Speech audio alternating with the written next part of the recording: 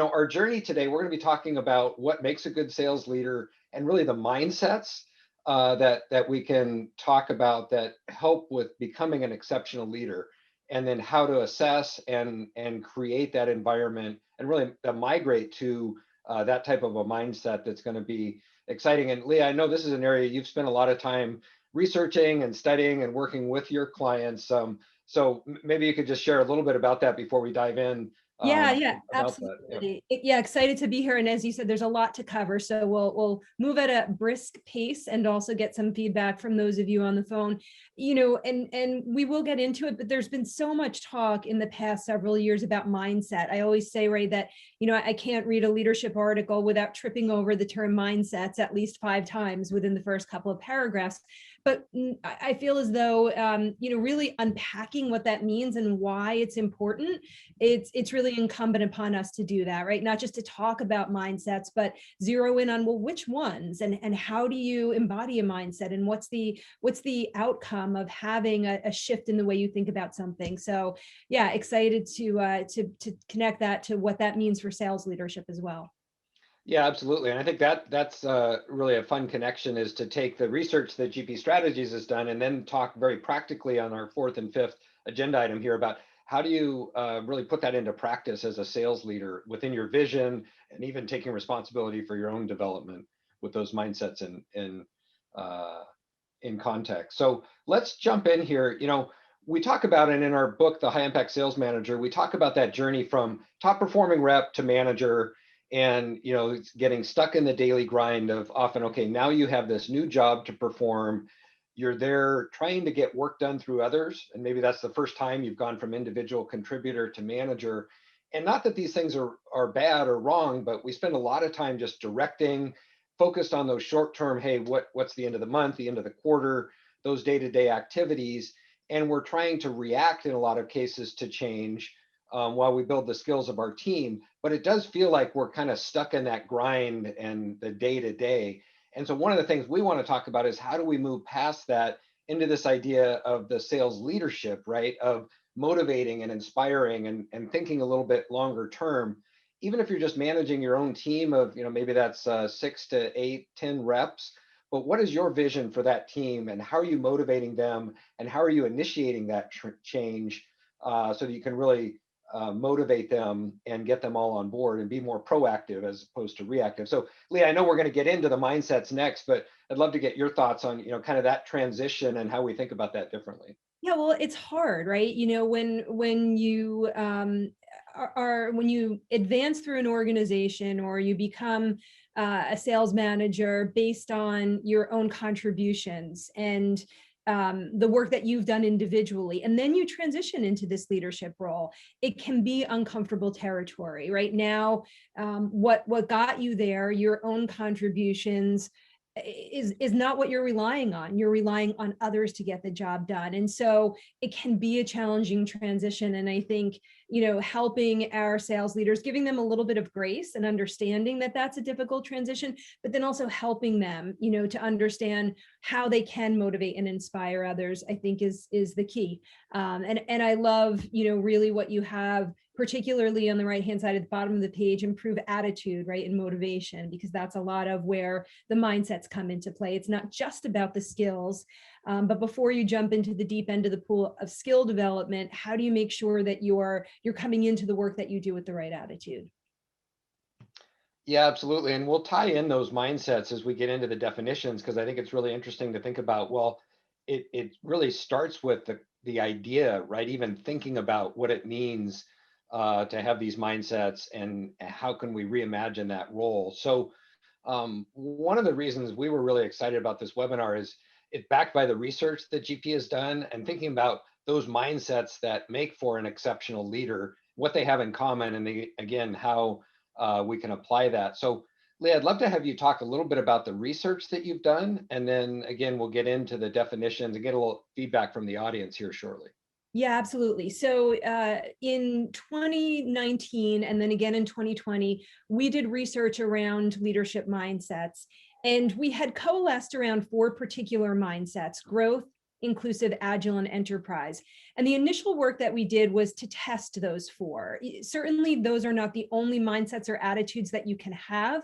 But we found, based on our conversation with clients, with leaders, our pulse on the marketplace, that we really found that this group of 4 covered a broad cross-section, if you will, of the attitudes or mindsets that leaders needed to have. And we validated those big 4 through the research that we did. We also looked at and asked through this research, what do the best leaders do to demonstrate these mindsets, right? Because it's one thing to say, have a growth mindset, but what does that look like? What do the best leaders do when they are exhibiting a growth mindset, inclusive, agile, or enterprise? We also asked those leaders what are the obstacles that they encounter relative to each mindset, and then how do they know when they're successful? What are the indications of success? So the research that we'll unpack today will touch upon each of those 4, and we will talk about not the behaviors, challenges, and obstacles of each one, but we'll key in on some element of each mindset as we progress through the next couple of minutes that we have together. And as Alonso said, please be generous, because we're going to ask you to weigh in on what you think we heard when we asked these questions and what you think is most critical or most challenging. So if we go to the next slide.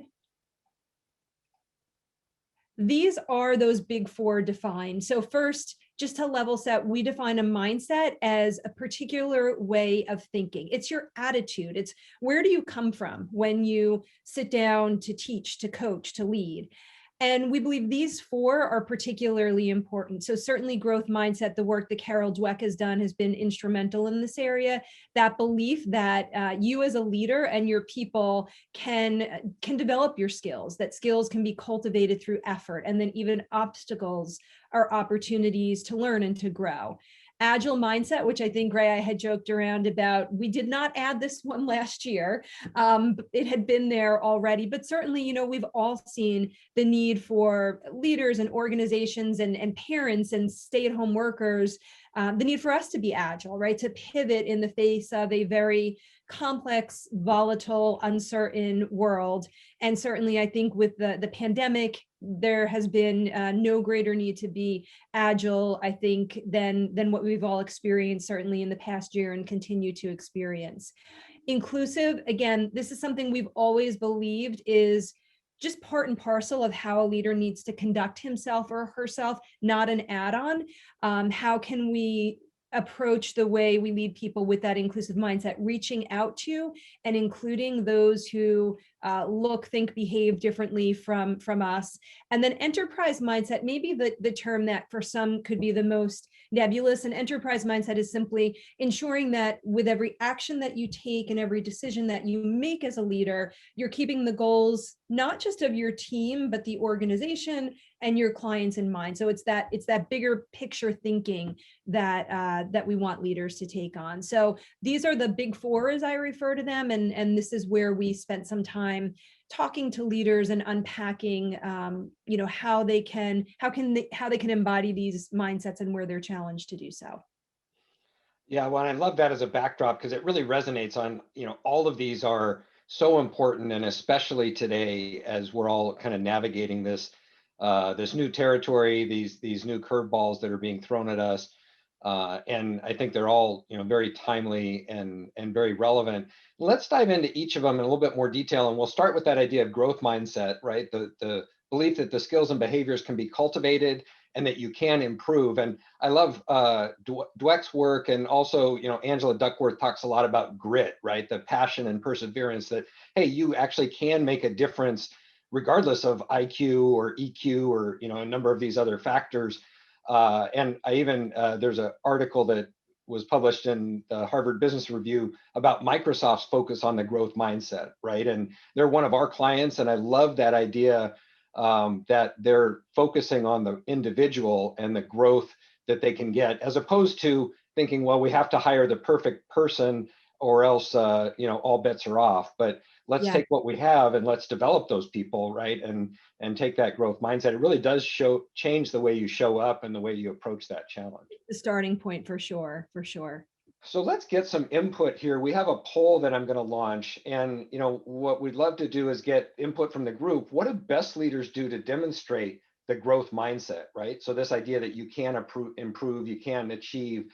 So providing appropriate coaching to ensure that their team members are successful, identifying skills, and assigning those tasks appropriately, providing support that encourages the individuals to take risk, right? So that they can actually get out of their comfort zone a little bit, communicating confidence in their employees, and ultimately providing a safety net if they don't succeed, right? So making it okay to fail or to fail fast. So let Yeah. me go ahead and launch that.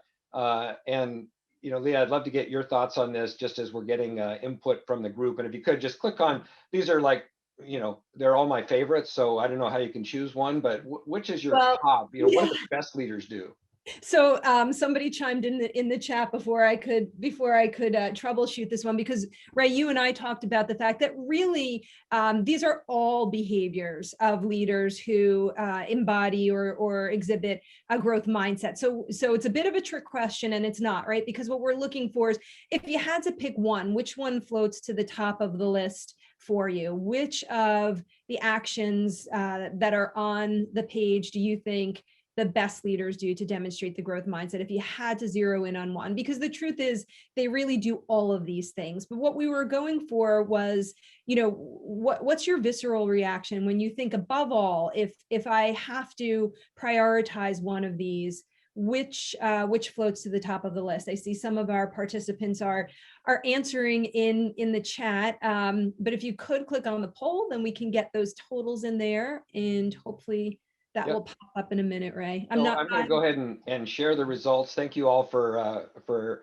participating and for getting the results. And it's interesting. 44% of our audience said appropriate coaching ensures their team members succeed. And I think that's so great and insightful, because it implies a number of the others, right? That you are helping to build confidence, and you're focusing on those tasks and skill building, and hopefully providing that safety net. But by far the top response here was having that coaching conversation and adopting that mindset with your team. How does Yeah. this resonate with you, Leah? Yeah, I mean, if you go to the next slide, you all teed this up perfectly, at least with respect to how our other respondents answered this question we asked them, because what you'll see is that I think, what did we have, 44% in the poll a minute ago? 45%. Yep. Yeah, it's a little frightening. 45% of the individuals that we surveyed said that the most important behavior that a leader with a growth mindset can demonstrate is coaching. And I do think that's so important. I think having a growth mindset is the starting point for being a good coach, right? Because if you have a growth mindset, as a leader, you certainly believe that your people can grow and learn, and they have the capacity within themselves to choose the path or the actions that are right for them. And really, that's what coaching is all about. It's not about telling somebody what to do. You all have fantastic advice based on your own careers and your own trajectories.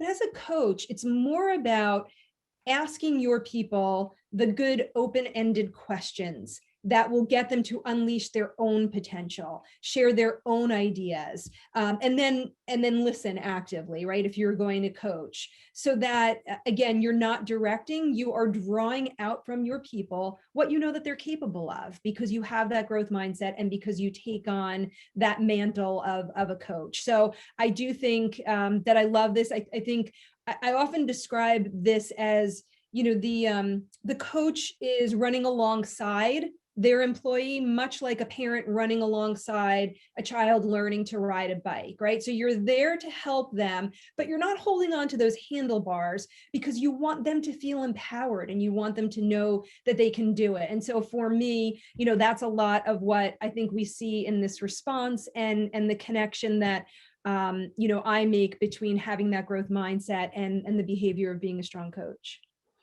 Yeah, absolutely. And I think that's so important to make coaching a positive experience for both parties, really, but definitely for the coachee, right? And we talk about in our sales coaching program, the idea of adopting that coaching mindset where you're assuming best intentions.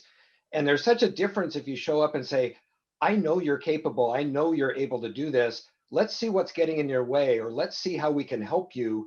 Let's collaborate and work together and achieve that result, as opposed to saying, this is broken, you got to fix it, or you're not doing it right. And Yeah. so that idea of the growth mindset, saying, no, we can absolutely get past this, or improve, or get to the next level. Now let's figure out what we need to do to get there. Yeah, absolutely. Really Absolutely. And important. there are some challenges. We're not going to go into those today Right. because we don't have enough time, but there can be some organizational challenges with that for sure. But absolutely, even, even setbacks and failures are opportunities for growth if you're able to adopt this mindset. So yeah, Yep. absolutely. All right, so we're going to kind of do our rapid fire here on each of these, and get input. And this one, we'd like to do a chat and think about the idea of inclusivity. And Leah, maybe you could just redefine or talk a little bit about the inclusive mindset.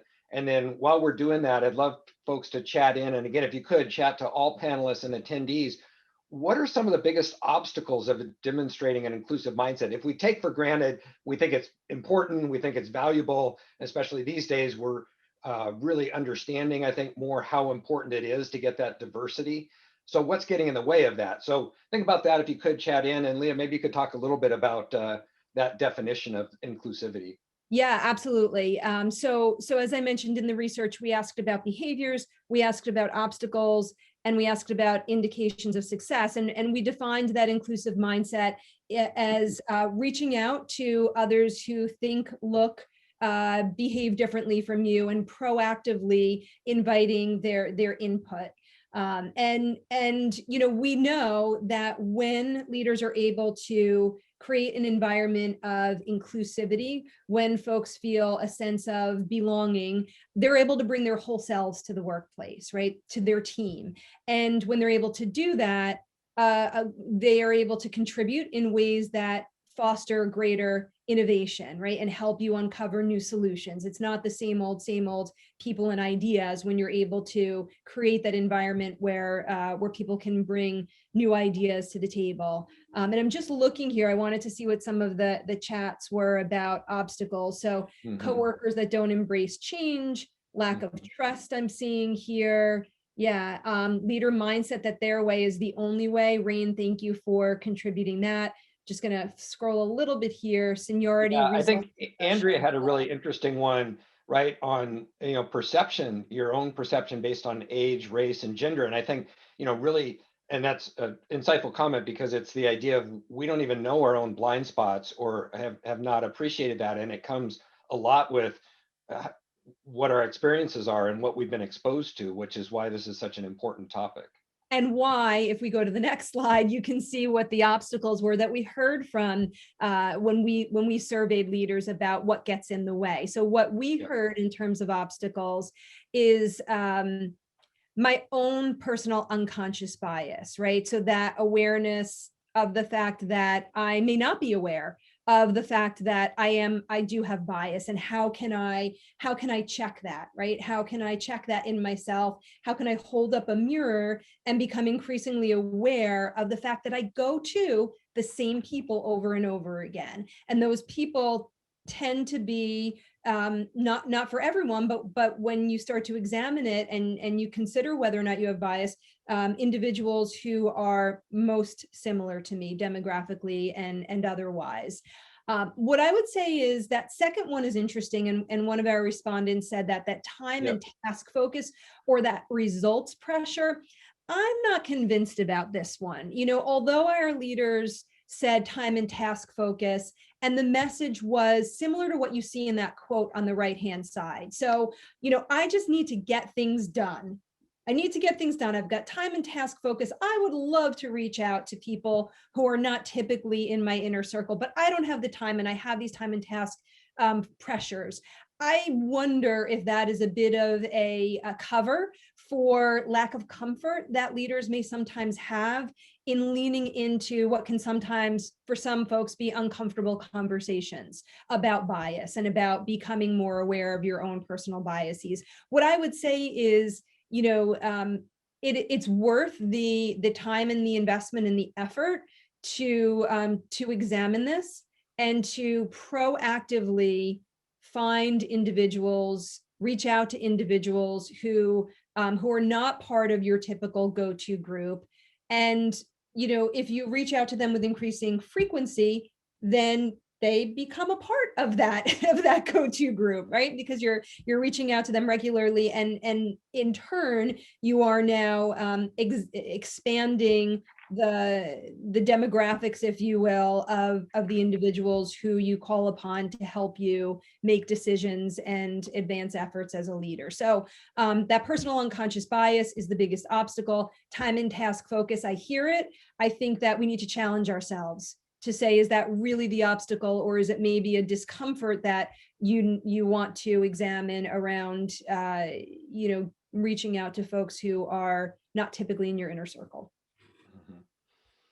No, and I think there's lots of reasons not to, right? And it's uncomfortable, right? Even just having the conversation, and if we can make it okay to have a conversation and to respect and include those other ideas, because this is more than just racial or gender or kind of diversity. This is a diversity of thought and opinions and perspectives. And I think when we start getting that, we realize, oh, this makes us a better organization in general. And I mean, we talk about in our sales hiring or recruiting program about with lack of criteria and focus on some of those things, we tend to hire people that look like ourselves because that's what's most comfortable and maybe that's what worked in the past, and that's not necessarily the best thing for the sales organization or the organization in general. So we really limit ourselves if we're not taking some of those things into account. And I think that goes to the first bullet, the personal and unconscious bias that comes into Yeah. play.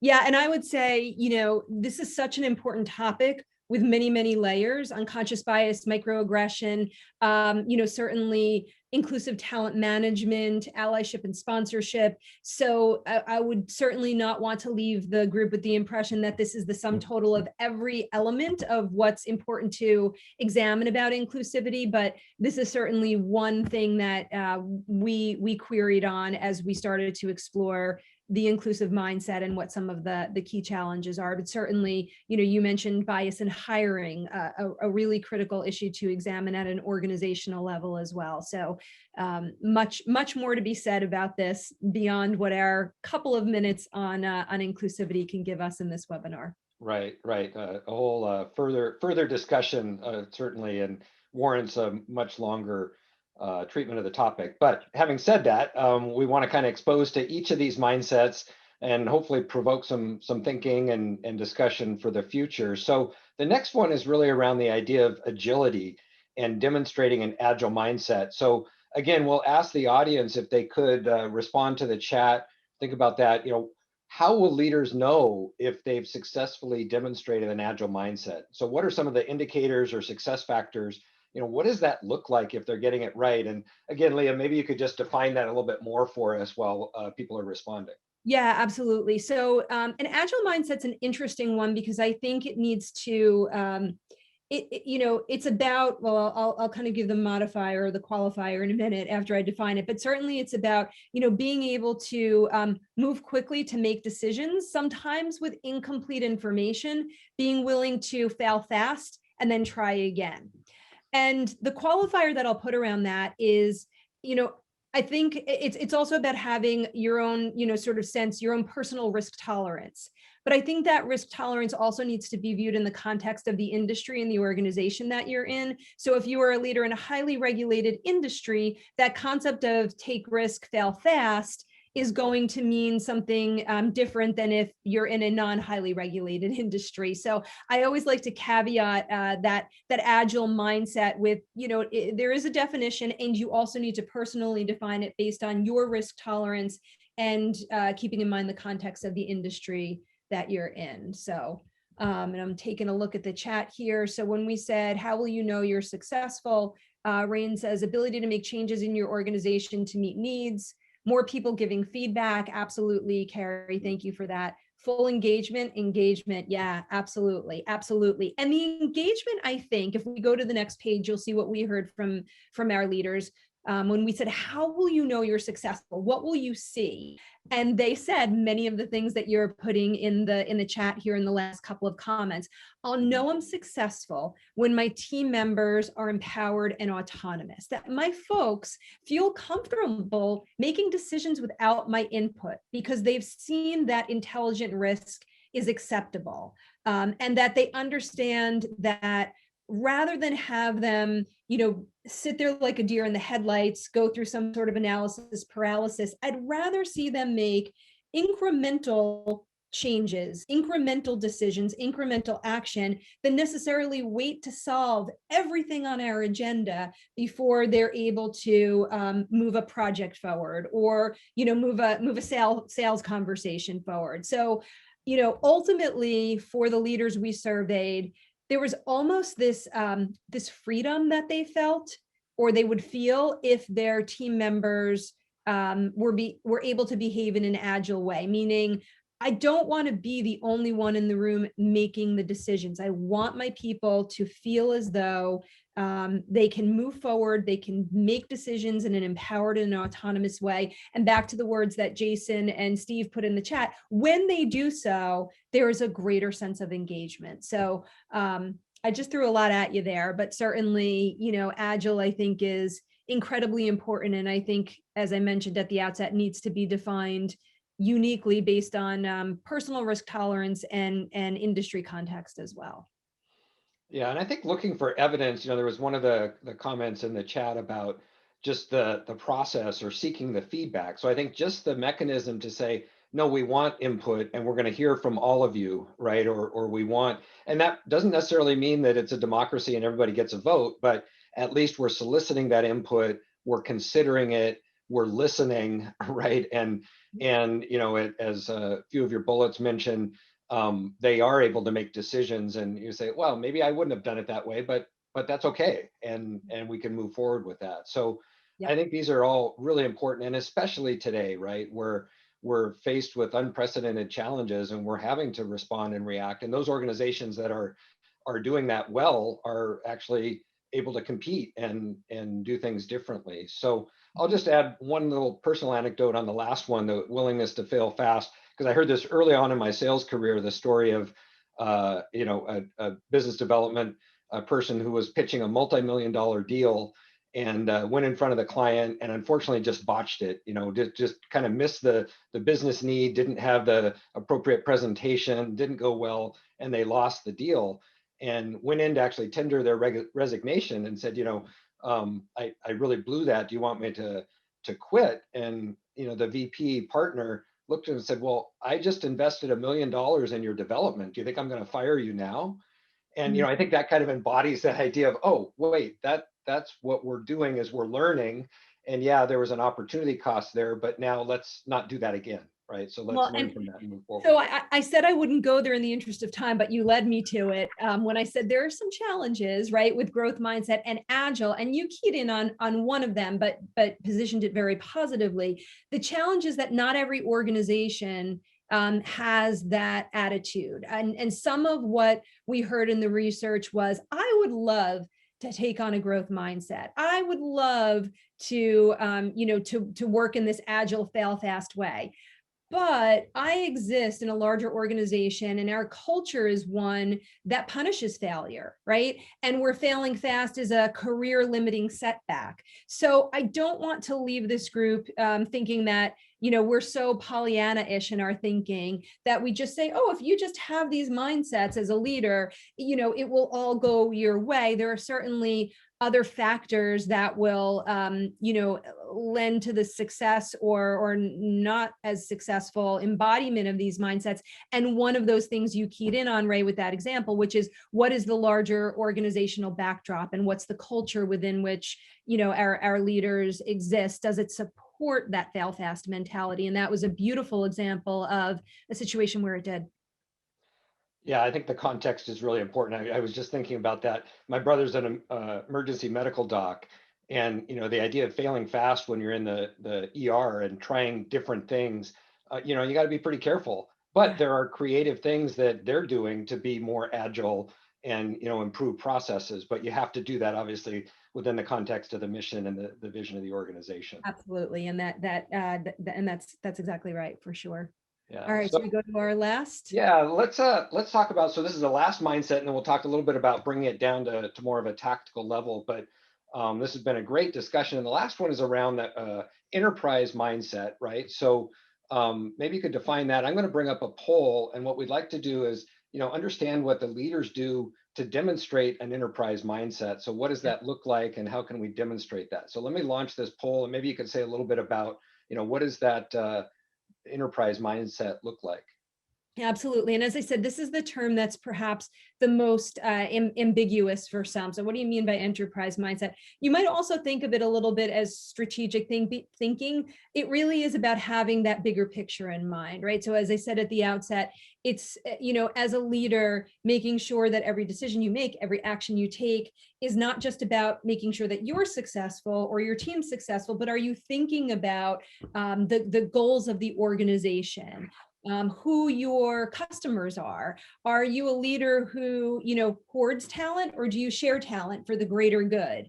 How do your actions and, again, your decisions reflect broader thinking? And so we said, okay, what do the best leaders do to demonstrate this broader thinking, this enterprise mindset? Do they link performance to organizational outcomes? Are they really good at providing clarity around goals to their team members?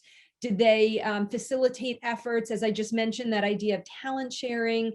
Actually, that's the next one. Do they celebrate shared accomplishments? Is that what being an enterprise leader is all about? And hopefully we can pull up the results here, see what you all said. Yeah, so by far, it looks like, linking the team performance to organizational goals. So making that connection to a larger perspective. How does this resonate with you, Leah? Yeah, so if you go to the next slide, you'll see what we saw and how that compares to what you all shared. Absolutely. It really, for us, in some ways, we were surprised by these results because it's a pretty back to the basics mentality, right? What we heard from our leaders or from those we surveyed is that the best enterprise mindset oriented leaders do something, pretty basic. They help their people understand how the day-to-day work that they do links to those organizational outcomes, and they help provide clarity around those outcomes. So I would say if you look at that combined 33% and 24%, it's really about just fundamentally helping your people understand how what they're doing on their desk or on a factory floor or in a laboratory each and every day connects to those larger organizational objectives. And sometimes I think after many degrees of separation, there can be a profound disconnect that people feel between what they're doing and the greater good, the larger vision and the larger goals of the organization. So a good leader just frequently and clearly makes those linkages. Yeah, and it relates back to our earlier conversation about both growth mindset and grit, which is a concept I'm very passionate about. But the idea that is grit born or can it be made? And one of the things that Angela Duckworth talks about is people are willing to be a little grittier. In other words, to kind of lean in and roll up their sleeves and work harder if they know why, right? If they have a connection to something larger, if they know how that mundane task they're doing actually helps people or helps the organization or helps achieve the mission. And so I think that is a manager's job, is to make that connection, right? And link the performance and the goals together with what the organization is trying to do. Yeah, and to do one more linkage, I would say also, and it's sort of a advanced maneuver as a leader, though it shouldn't be able to connect their own personal values to the work that they do. So to be able to articulate to their team, not just, here are the goals and here's how the work that you do every day connects to those goals. But for me personally as a leader, I'm connecting to the work that we do because of this value that I have. And so I think being able to link your own personal values and your larger leadership legacy as well to those to that vision is also critical if you want to, I would say, level up in terms of leadership. Yeah, so then there's more discussion in the research report. You could talk a little bit about, what gets in the way of this, and then we'll transition to, talking about how to put this in practice. Yeah, yeah. I know we were only going to do one slide per mindset, so this is a bit of a bonus. I would just say it's again, it ties to what I just said, right? The obstacles that we heard from leaders is it's tough to do this if I can't personally associate with those corporate targets. So I think as a leader, reflecting on what's important to you about what you do, how does it relate to your values personally, and then how can you communicate to your people, why the work that you do matters to you, and then talk to them. So I think that bottom box there, talk to your employees and listen to them, understand what drives them, right? What is satisfying about the work that they do, and how does it connect to their personal values?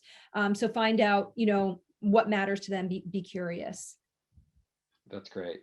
So let's kind of wrap this up, and then we want to get feedback on another area from the group. But maybe you could bring this together for us. Yeah, let me go through this quickly. I mean, this is essentially a summary. What I would say is, rather than read through all of this, the one thing that we found was common across all four mindsets when we talked about, how will you know you're successful? What will you see when you are able to increasingly take on or embody these mindsets? And the word is innovation. So whether we were asking about growth, inclusive, agile, or enterprise, the common term across all four mindsets was, I will know I am successful when we are innovative, right? We're innovative because we were inclusive and sought new ideas. We were innovative because we had an enterprise mindset and thought about what the customer really needs. We were innovative because, we had a failure, but then from that came some new idea or new way of approaching something. So certainly innovation, I think, is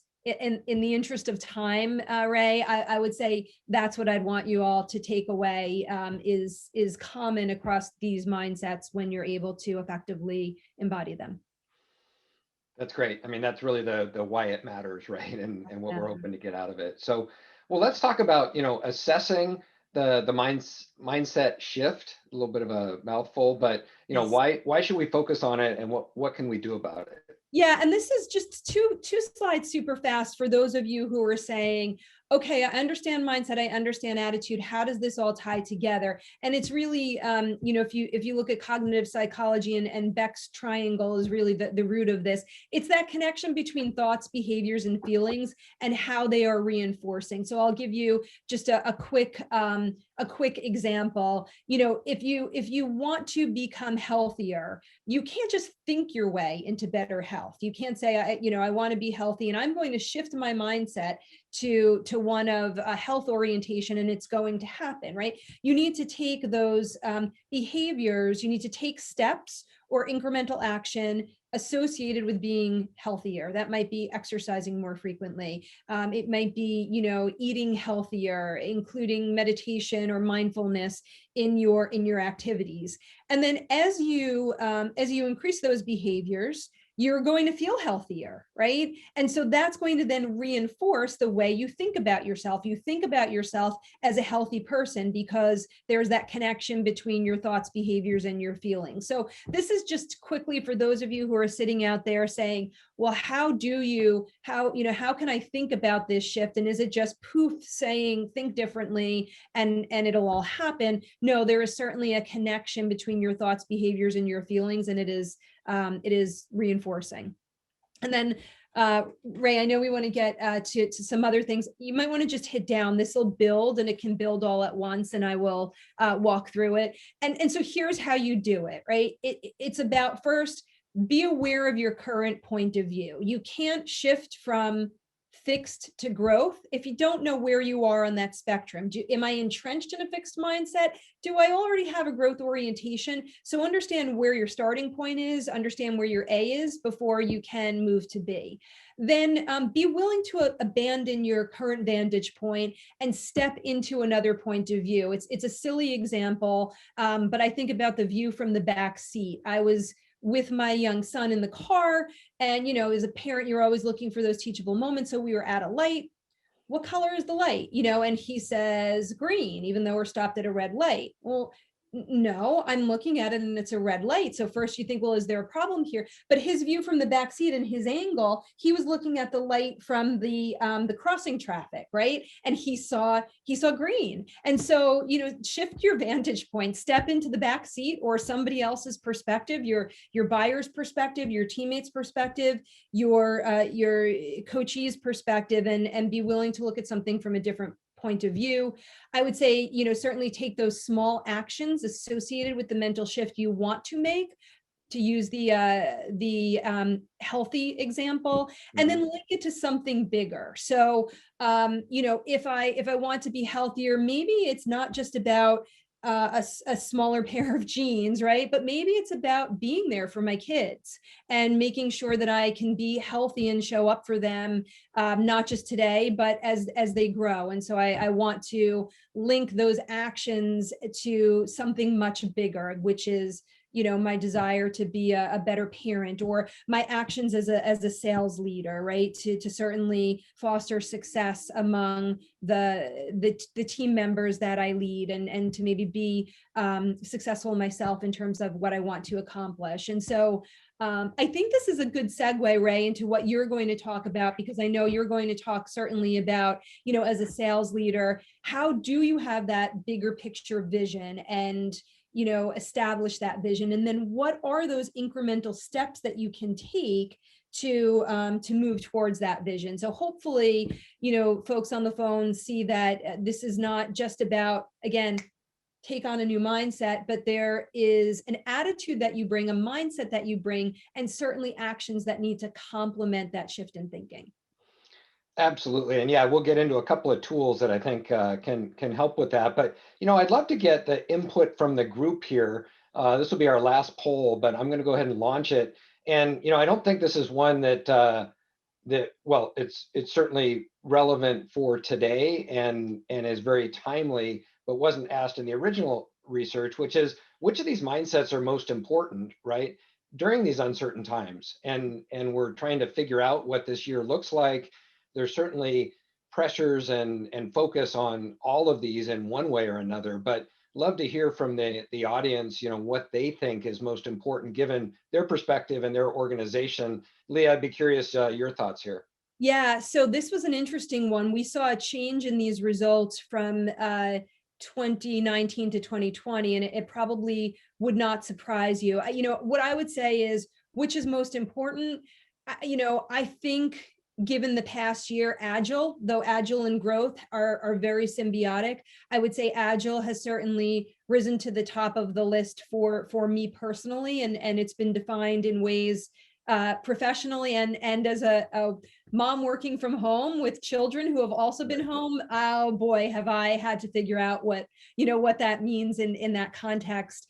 And Ray, I think I had mentioned to you when we asked this question. Interesting to see the answers here. So when we asked this question in 2019, we saw an alignment similar to what you said on the phone. In other words, actually, no, I lied. When we asked this question in 2019, the order in terms of priority was growth, agile, inclusive, and enterprise. When we asked it again last year, agile floated to the top of the list, followed very closely by inclusive. And I think that's a nod to certainly, what we saw happening in the US and society around the Black Lives Matter movement. I think that's one of the reasons why we saw that move very gratifying in the focus on inclusive mindset. And certainly I think the reason why Agile bested growth last year is for some of the same reasons that I mentioned. Certainly the challenges that we were all dealing with and the need to pivot both personally and professionally. So with that, Ray, I know we've chatted a lot about the mindsets, and you're eager to make some of the connections to what this means for a sales leader and how to embody these mindsets plus take actions in the work that you do. So excited to segue to that part of the discussion. Sure. No, and I really appreciate everybody participating both in the chats and the polls here and getting your input. And yeah, over 85% said either agile or growth. I mean, certainly very critical.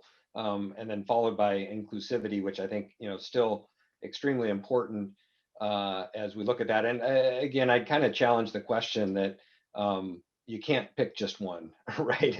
It's really difficult, and they're very tied together as well. So, let's talk about putting this into practice.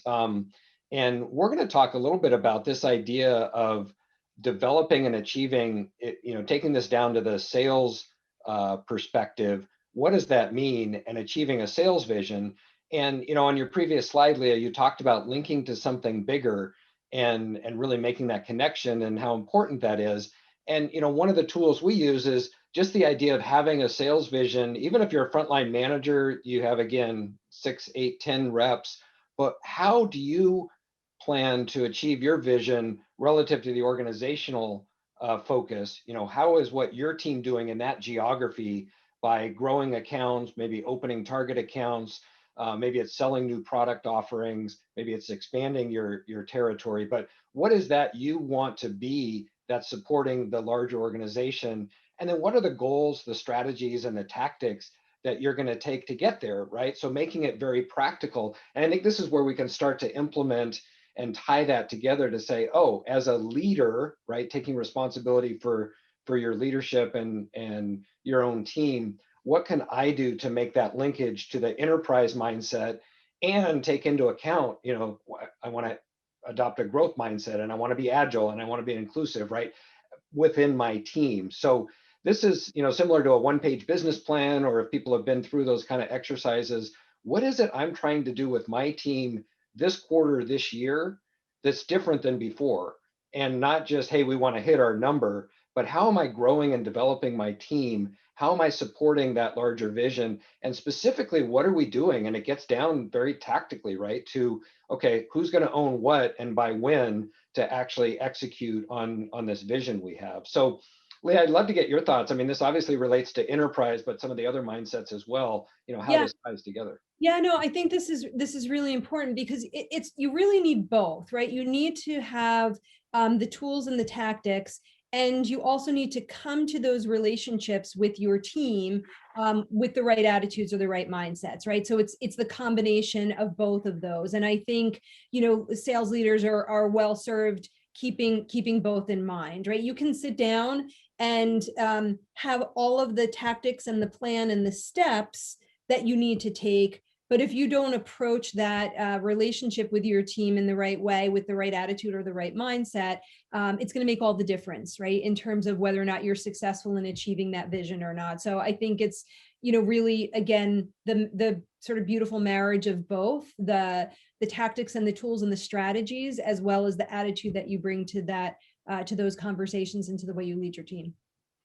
Yeah, I think it's really empowering just to get it down on paper and say, oh, yeah, this is what we're doing.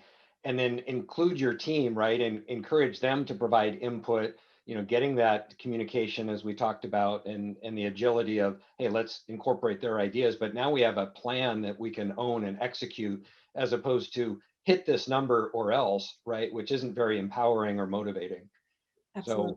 I think that ties it together. So the last area we wanted to talk about was really as a leader, right, incorporating this into your own development. So how can we take responsibility for that and think about an action plan? And again, it's something that we often do in our leadership training. It's part of our leadership development course, but it is really based on that idea. And you've probably all seen and heard that transition, right, from the individual contributor to sales manager. That first pivot from doing work yourself to getting work done through others is arguably one of the most challenging. And Ron Sharam talks about those pivots of moving up in the organization and what that looks like at each pivot, right? Where now you're responsible for others, now you're responsible for departments and P&L, now you're responsible for vision and execution. So those are all significant, but really focusing on that first pivot, I think managers need to think about their own inventory of their skills, their mindsets, their development, and what can they do, right, to help encourage that. And as an organizational leader, what can we do to support our sales managers, right? So that they have the skills, the knowledge, and the tools to be effective, because we often drop them in there, promote our best performers, and then they really struggle because it's a different job and a different skill set, as we talked about. Yeah, because again, as we said at the outset, they what got them to that position is their own contributions, right? What they contributed, their own performance. And now suddenly they need to rely on others, right? And they need to motivate them. And so, making that transition, particularly from individual contributor to leader of others, is challenging. And they're not always afforded the type of development support that I would like to see them afforded, or you would. And so they struggle. And then there are different challenges, for folks moving from manager to VP, or from a frontline leader to a leader of leaders. They're often a group, I sometimes call them the sandwich generation, or the forgotten generation of leadership development, because a C-suite, certainly development and coaching, and frontline leaders, if organizations are going to spend $1 on training, they're going to spend it on their frontline leaders typically. And so what does that mean for the folks who are in that manager to VP position? Oftentimes they are forgotten in terms of leadership development. And there's a whole host of other challenges that they have as they make that transition. So each of these pivot points certainly comes with the benefits of moving into a new role and the excitement of it. But if we're not backing those turns up with the appropriate support, I think we're oftentimes doing leaders a bit of a disservice, and then we wonder why they struggle. So I'm certainly biased towards leadership development, Right. but do feel like it's something we need to equip people with if we want them to truly succeed. Absolutely. And, I think one of the things is encouraging leaders to take responsibility for their own development as well. So we have this concept of a personal action plan, but, something like a sales vision, where are you really strong and where do you need to continue to build that or develop and communicate that? So, what are those behaviors and things that you need to do? And when we talk about that for strategic decision making, maybe something a manager hasn't done before, how do we motivate and influence our team? So some of those taking into account our own personality and style, how Yeah. do we do that? And the final piece really around personal abilities gets to mindsets, right? What are our innate mindsets? Where are we coming from? And can we look at that with a little bit of a microscope and say, well, wait a minute, we do have some blind spots or gaps, or maybe getting people to help us understand what those are. Now, what can we do?